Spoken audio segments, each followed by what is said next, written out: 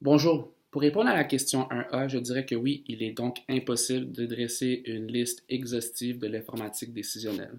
La raison pourquoi je dis que c'est impossible, c'est parce que, dans le fond, plusieurs domaines sont en plein développement de ce qui est leur informatique décisionnelle. Qui dit développement veut dire amélioration à un système. Si on a des améliorations, ça veut dire qu'on rajoute de l'information, on retire de l'information avec toutes ces... et non seulement ça, ce n'est pas une science exacte. Alors, toutes ces choses-là font en sorte qu'on ne peut pas remplir une liste exhaustive de quelque chose qui est en pleine expansion, qui est en train de se créer en tant que tel. Pour répondre à la question 1B, les trois avantages de l'informatique décisionnelle pour un dirigeant. Le premier avantage que je dirais, ça serait l'accélération de la prise de décision.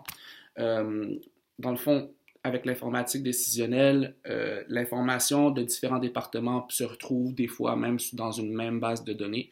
On peut les comparer plus facilement.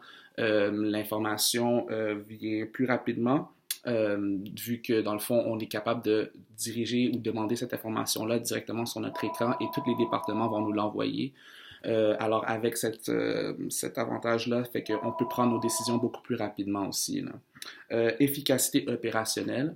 Souvent, les calculs les plus difficiles, les algorithmes, tout ça vont être faits directement par le système informationnel, le système informatique.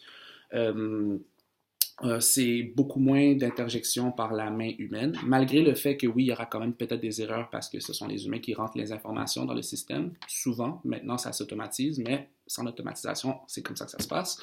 Il y a beaucoup moins d'erreurs. Et avantage concurrentiel. Un avantage concurrentiel, pourquoi?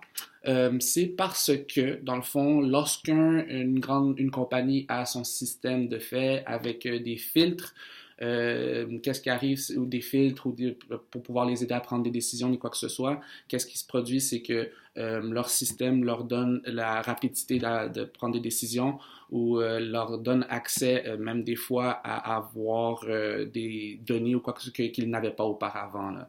Alors, si on compare ça à une compagnie qui est encore dans dans un ancien mode de gestion qui n'est pas intégré avec les informatiques décisionnelles, ben, la compagnie qui peut prendre ses décisions beaucoup plus rapidement ou qui peut avantage dans le fond, centraliser toute son information a un avantage comparé à la compagnie qui n'a pas tout ça, là. Alors, c'est un avantage concurrentiel. Par rapport à la sécurité de l'information, moi personnellement, je trouve que le sujet qui est le plus important, c'est celui de l'intégrité de l'information, parce que dans le fond, si notre data qu'on est en train de récolter n'est pas intègre, ça veut dire qu'on ne peut pas lui faire confiance. Et si on ne peut pas lui faire confiance, on ne peut pas utiliser ce data-là pour prendre des décisions. L'information est erronée. Donc, tout notre système informationnel et désuet ne sert à rien. Euh, pour ce qui est des modules, leur importance, le module 1 nous a vraiment donné une introduction au rôle des TI. Alors, ça nous a permis de comprendre pourquoi le tableau de bord lui-même est important et pourquoi il nous aide dans notre prise de décision. Le module 2, les processus d'affaires, ben, ça nous a aidé avec l'établissement de notre tactique, comment on allait gérer les décisions par rapport à notre groupe ou, dans le fond, comment on a utilisé le tableau pour, dans le fond, prendre ces dites décisions. Module 3, compréhension des bases de données pour montrer certains tableaux. Moi, dans le fond, c'est pour monter les tableaux. Tout ce qui est tableaux de dynamique, leur utilisation, tout ça. Le module 3 nous a aidé à non seulement à les faire, mais pouvoir lire ces 10 tableaux. Dans le fond, module 4, la mise en œuvre des apprentissages. Ben, dans le fond, la création des tableaux dynamiques. Pour pouvoir les faire, les utiliser, savoir les lire. Dans le fond, et le module 5, c'est pour faire le rapport final. Le module 5 nous donne des informations sur comment améliorer les processus, comment on pourrait faire ça. Alors, voilà. Merci.